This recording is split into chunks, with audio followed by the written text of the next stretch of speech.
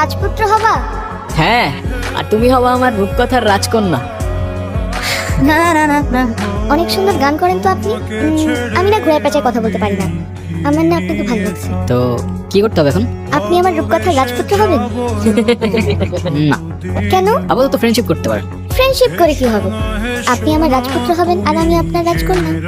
ভাই আপনারা কিছু মনে করেন না তো, আমার বান্ধবী স্কুল একটু ঢিলা আছে। এই চল তো তুই। হ্যাঁ ও তো শোনা শোনা, আপনি আমার রূপকথার রাজপুত্র হবেন? আরে না না, আপনি আমার রাজপুত্র হবেন আর আমি আপনার রাজকন্যা। আরে থাম না ব্রো। হাই রাজপুত্র। Hello, what's up? এই তো, আপনার কি অবস্থা? এই তো আলহামদুলিল্লাহ। আপনার নামটা যেন কি ভুলে গেছি।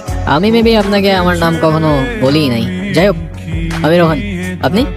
আমি তারা। কোথাও যাচ্ছেন নাকি? হ্যাঁ, যাচ্ছিলাম একটু ওই গিটার স্ট্রিং কিনতে। আরেকদিন কিনেন। চলেন না একটা লং ওয়াকে যাই নেচারের মধ্যে।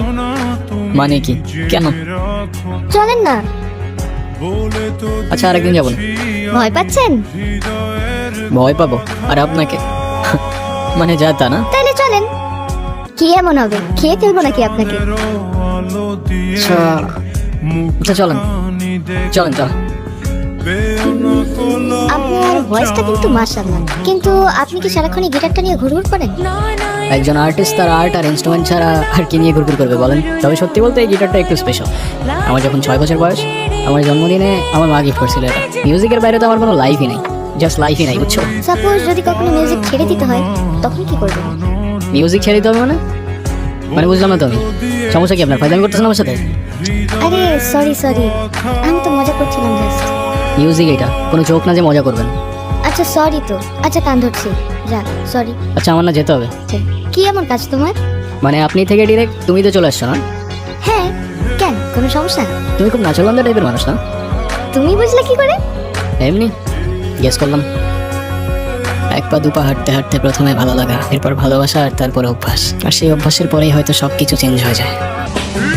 2 দিন পর পর এই ঝামেলাগুলো কি না করলে হয় না? যা বলে সেটা তো বলছি আমি তোমাকে। কিন্তু তুমি যেটা বলতেছো সেটা আমার পক্ষে করা পসিবল না। কেন পসিবল না? মানে তোমার লাইফে কি আমার থেকে তোমার মিউজিকের প্রায়োরিটি বেশি? মানে তোমার সাথে তুমি মিউজিকের প্রায়োরিটির কম্পেয়ার কিভাবে করো? রোহান, একটু প্র্যাকটিক্যাল হও। জীবনটা তো আর কোনো রূপকথার গল্প না। আমার গ্র্যাজুয়েশন শেষ, এভাবে আর কতদিন? তুমি মিউজিকটা বাদ দাও তো, আর তা না হলে আমার সাথে আর দেখা করতে আইসো না।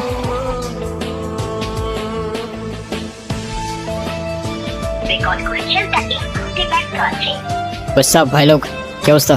কি রে, তোর তো কোনো খোঁজ খবরই নেই। আর খোঁজ খবর দিয়ে কি করবি? আচ্ছা, গিটারটা রাখতো। 12 টাকা পাঠিয়েছি, আমি টাকাটা উঠে আসছি, সাবধানে রাখিস। দেখ, এখনো বাপের টাকা খায় আর গেটা নিয়ে গরু করে। তুইও তো তোর বাপের টাকা খাস, তুই কি চিপসস? উদয় মানুষের নামে পিছে কথা বলস। কি রে ছোট, কিসের ভিডিও, কিসের কমেন্টটা, কিসের গিটার আসছে? আসসালামু আলাইকুম ভাই। ওয়ালাইকুম সালাম। দেখি গিটারটা। ভাই এটা রোহানের গিটার। রোহানের গিটার তো কি হইছে? না ভাই কিছু না। হে যা, ছিঁড়ে গেল তো। ভাই এটা কি করলেন? তোর রোহান রে কইস এই গিটারের তার যেমন ছিঁড়ছি না, তোর রোহানকে ধরলেও না এমন করে ছিঁড়েলাম। চোস কি রে, কি হয়েছে? কে ছিড়ছে? জাকির ভাই। ওই স্ট্রিং সিসুস কেন? স্ট্রিং সিসুস কেন? তুই কিনে দিছিস না? তোর বাপ কিনে দিছে গিটার? হ্যাঁ, স্ট্রিং সিসুস কেন তুই? সরি রোহান, ঠান্ডা হয় এতটা গরম হয়েছে? এটা তুই ঠিক করস নাই। এটা কোনো র্যান্ডম গিটার না, এটা আমার ইমোশন। তোর ইমোশন আছে, আমার ইমোশন নাই। আমার গার্লফ্রেন্ড তোর পোস্টে ক্রাশ লেগে কমেন্ট করবো কেন? আমার ভালো লাগে নাই তাই আমি তো তার ছেড়ে ফেলছি। আরে তো তোর গার্লফ্রেন্ড তুই সামলা না ব্রো, আমার কি? হ্যাঁ হ্যালো, কোথায় তুমি? তুমি কোথায়? তোমারে কতগুলো কল দিছি আমি। রনির কাছে শুনলাম কি ঝামেলা হয়েছে। না সমস্যা নেই, তেমন কিছু হয়নি। সমস্যার কথা বলি নাই আমি, তুমি এক্ষুনি দেখা করো আমার সঙ্গে। কি অবস্থা, কেমন আছো? তুমি কবে ছাড়বে এসব? আরে মিউজিক আমার ব্লাডের মধ্যে, এটা ছাড়লে বাঁচবো কেমনে আমি? আর আমি যেটা পারবো না সেটা আমার বারবার বললো না তো তুমি। তোমার ডিসিশন তাহলে ফাইনাল? হ্যাঁ। কফি? থ্যাঙ্কস। কি ভাবছো? তারা তারা? না কিছু না। হ্যালো, আসসালামু আলাইকুম। ওকে ভাই, শুক্রিয়া। কোথাও যাবা? হ্যাঁ প্লিজ কিছু মনে করো না তুমি। আমার ছোট্ট একটা অডিশন আছে বুঝছো। ওই রাহুল খান আছে না মিউজিক ডিরেক্টর, উনি আসছে। তুমি প্লিজ কিছু মনে করো না, আমি যাই এখন।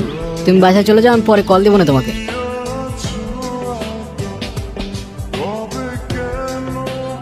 এই রোহান, কি অবস্থা?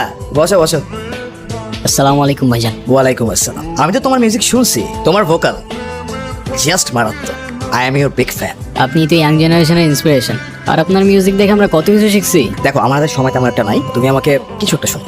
নার্ভাস ফিল করার কিছু নাই, আর আমি তো তোমার ভাই, তাই না? তোমার আমার নামও মিলে যায়, রোহান রাহুল। বালি চোরা বালিতে থাকে কেন? Anything wrong? রোহান, কোনো সমস্যা? সরি ভাই, আমি আরেকবার শুরু করি। প্লিজ। বালি চোরা বালিতে থাকে কেন? রোহান, রোহান কি হয়েছে তোমার? রোহান, এই কেউ অ্যাম্বুলেন্স ডাকো। এই রনি এদিকে আসো। আরে সবাই কই? দাঁড়ান ভাই, আমি দেখতেছি। রোহান, রোহান কি প্রবলেম হচ্ছে আমাকে বলো। রোহান,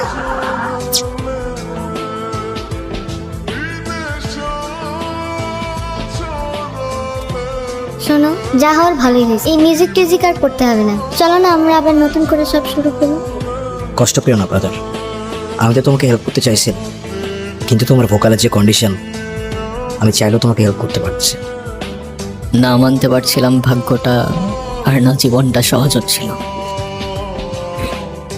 এখন কেন কাঁদছ? সেটা হয়তো কখনো বলতে পারবো না আমি তোমাকে। বলতে হবে না, জানি আমি।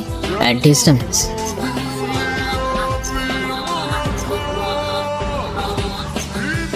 শুধু তোমার ওই গলার সুরটাই তো চলে গিয়েছিল না, জীবনটা কেন দিয়ে দিলা? ওই সুরটাই আমার সবকিছু ছিল, যেটা তুমি নিয়ে গেছো। কি ভাবছো? তারা তারা হ্যাঁ। কি ভাবতেছো? না কিছু না।